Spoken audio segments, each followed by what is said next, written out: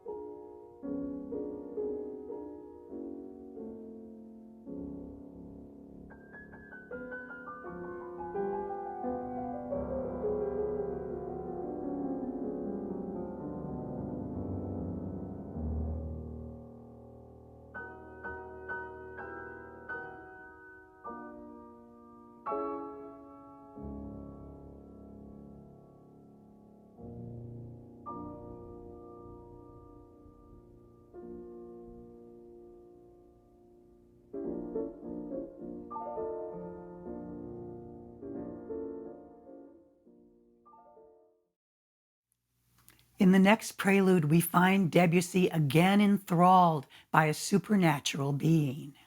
It's Ondine, who captured the imagination of Ravel as well as Debussy. Ondine is a water nymph, a mermaid with a long mythological history. Her name comes from the French and Latin word for wave. Ondine emerges from the enchanted realms of freshwater streams and lakes. Fishermen, sailors, and wandering knights are lured to their deaths by the songs and seductive movements of Ondine. There were endless variations on the story of Ondine during the 19th century. She and her kind were a favorite subject of fairy tales. Debussy's interest was probably renewed when a version, illustrated by Arthur Rackham, was published in 1909. It became part of his daughter Shushu's library. These Rackham illustrations show two sides of Ondine's personality. She can be whimsical, temperamental, and even bizarre. She's also mysterious and unattainable. Debussy found many compelling features in this story. Ondine embodies the wildness of nature that Debussy adored. He also recognized the tragic undercurrent of any individual's attempt to inhabit two realms. Ondine loves the human man she's bewitched, but she's a creature of the water world. There can be no happy ending. Debussy's musical portrait of Ondine is wonderfully nuanced. We experience her restless, constantly changing personality, sometimes alluring, sometimes skittish, but always tinged with longing and melancholy.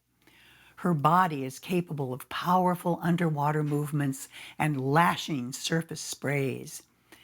There's an ominous, foreboding quality that underlies her seductive and playful splashing. At one point in the prelude, the destructive part of her personality almost takes over, but it passes. She returns to her ambivalence and then dives back into the deeps, vanishing under the still surface of the water. This performance of Ondine is by the young Katya Bunyatishvili in 2007.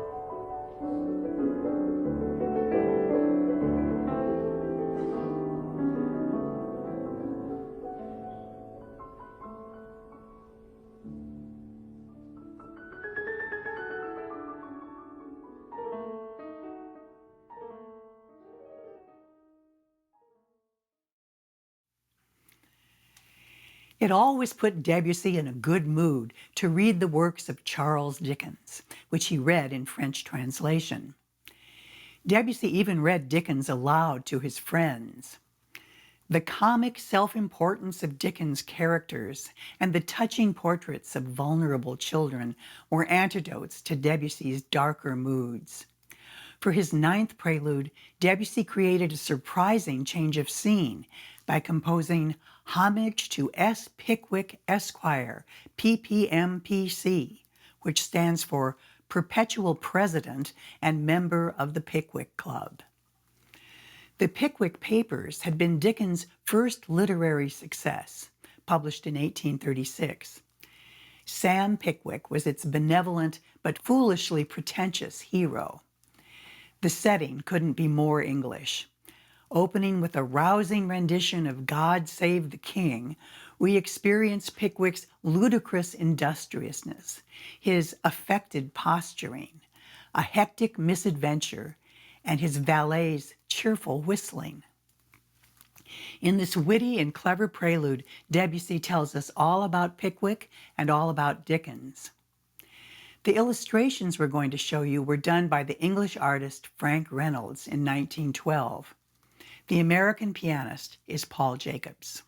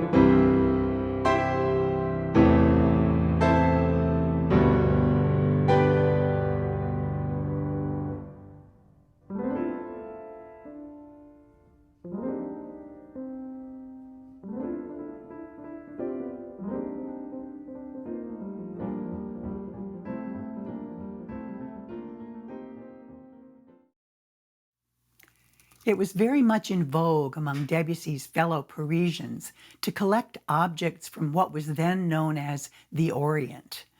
The Orient promised the exotic as well as, hopefully, a bit of the erotic. The term referred to China and Japan, but also to the Middle East, North Africa, and the ancient cultures of Greece and Egypt. Debussy prized his hokusai print from Japan, the Chinese wooden toad, Arkel, who sat on his desk, and a lacquered Japanese panel that inspired the piano piece Poisson d'Or. He also possessed a pair of decorative lids from two antique Egyptian funeral urns. The funeral urns inspired this next prelude.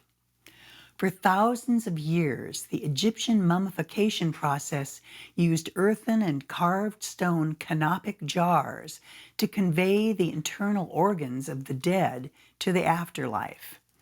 They were buried next to the sarcophagus. The lids of these jars were either a likeness of the head of the deceased or a representation of one of the sacred guardians of the dead. Debussy's relationship to the canopes that sat on his writing desk and to other canopes that he saw at the Louvre evoked one of his most mysterious compositions. The canopes inspired him to find new ways to musically express concepts of space, time, and volition. An important source for his experimentation came from Southeast Asia. Debussy had never been interested in the music of Egypt, India, China, or Japan, but the Javanese gamelan orchestra had a profound and lasting impact on his musical thinking. He was 27 years old when he first heard a gamelan at the Paris World's Fair in 1889. He later wrote that he found it a stunning confirmation that music was primarily about the beauty of sound itself. The beauty of each instrument in the gamelan was derived from its particular resonance, from the richness and variety of the overtones that bloomed when each individual gong was struck. Those of us who live in the West are more likely to have had an experience of vivid overtones when listening to big church bells.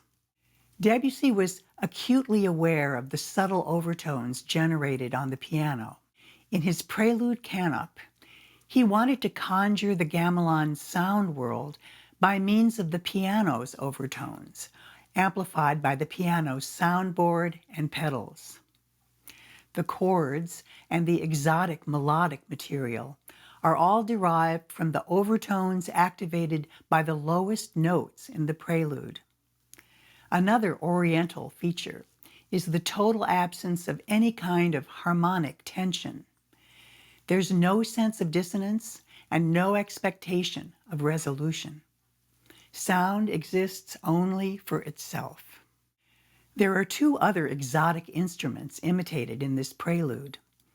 The high-pitched brass crotales, which are played like finger cymbals, and the twangy glissandos produced by dragging a thumbnail across the strings of a small zither.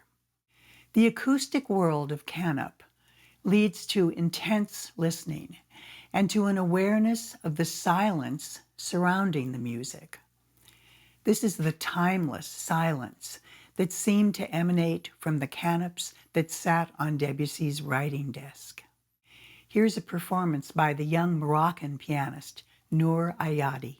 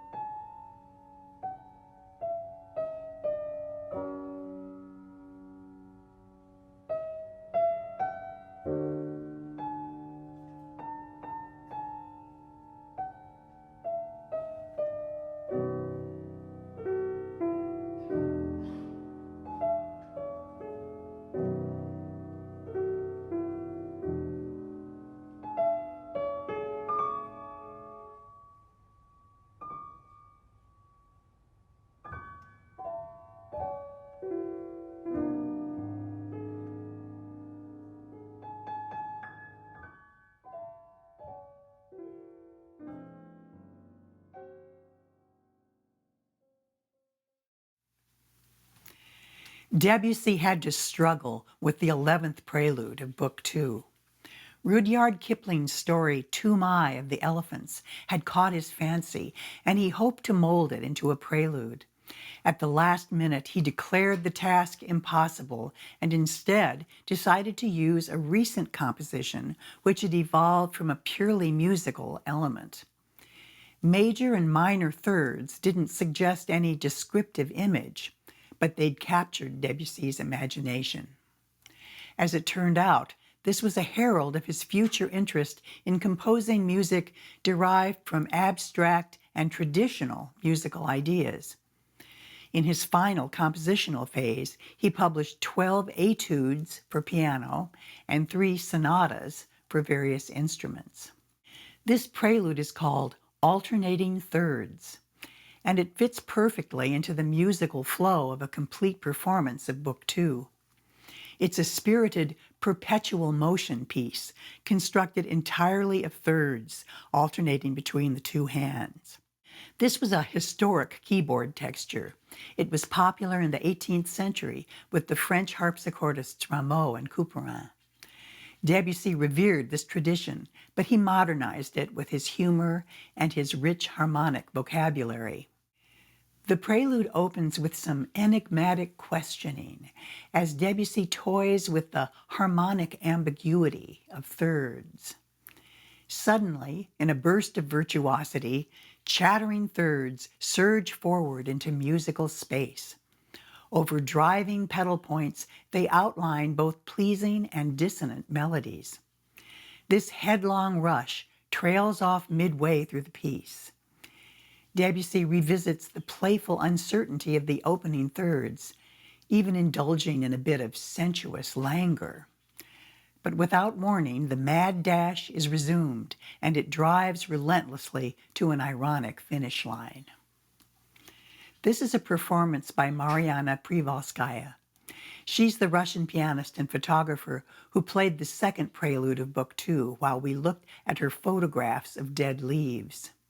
Here she is again playing alternating thirds.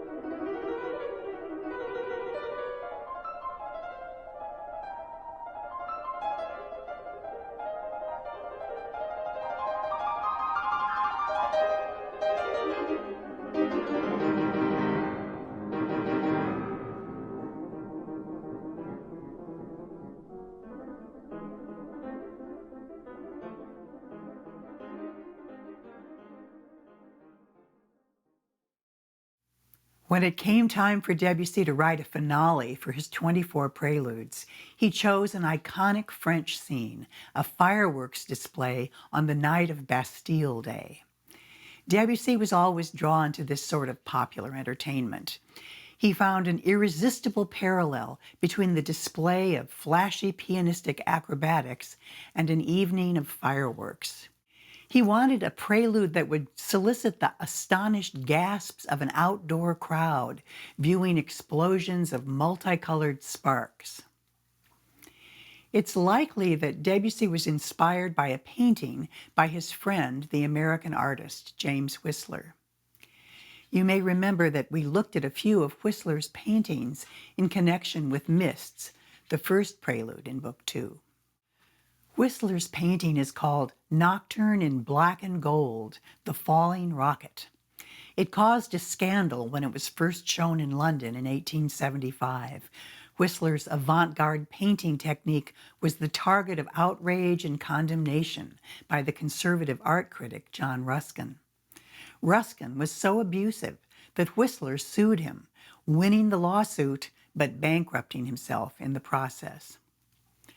Both Debussy and Whistler outspokenly defended the position that art shouldn't have to be a slave to realism or to narrative content. They agreed that the subject of a painting might merely be a pretext for the act of painting, or in Debussy's case, for the display of pianistic pyrotechnics. Debussy's flamboyant and technically demanding prelude is a tour de force of pianistic feats, both historic and newly conceived. The basic building block of the composition is the half step, the smallest interval describing adjacent notes. The prelude Mists, which opened Book 2, was based on the juxtaposition of half steps, C major and D flat major, creating a blurry tonal center. Fireworks begins and ends with the identical half-tone relationship, establishing an overall tonal unity for Book 2. If you can imagine a 4-minute fireworks spectacle divided into 5 sections, you'll have a rough idea of the form of this piece. There's an introduction and 5 different settings of the prelude's memorable theme.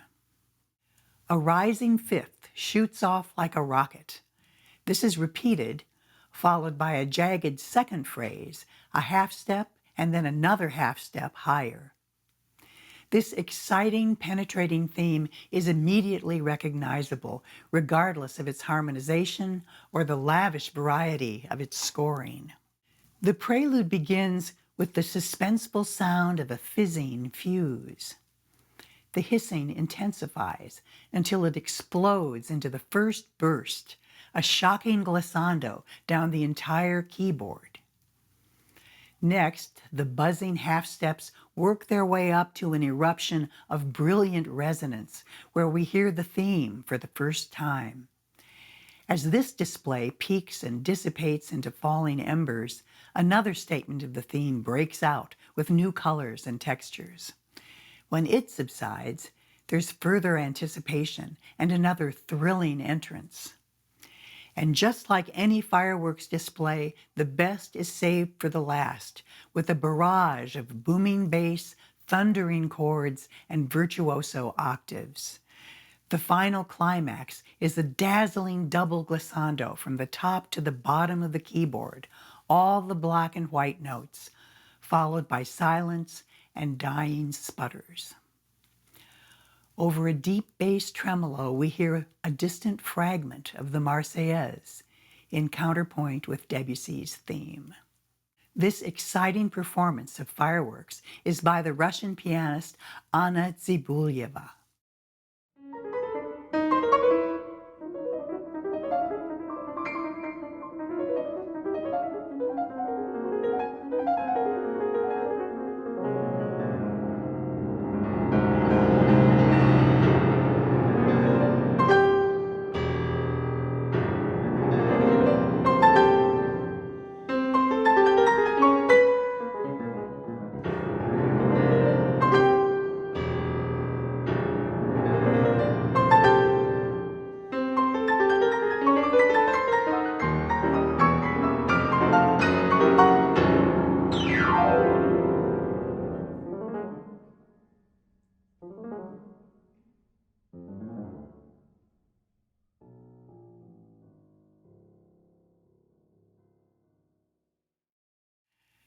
Fireworks is an unforgettable display of both glorious physicality and joie de vivre, and with it we conclude our exploration of Debussy's 24 Preludes for piano.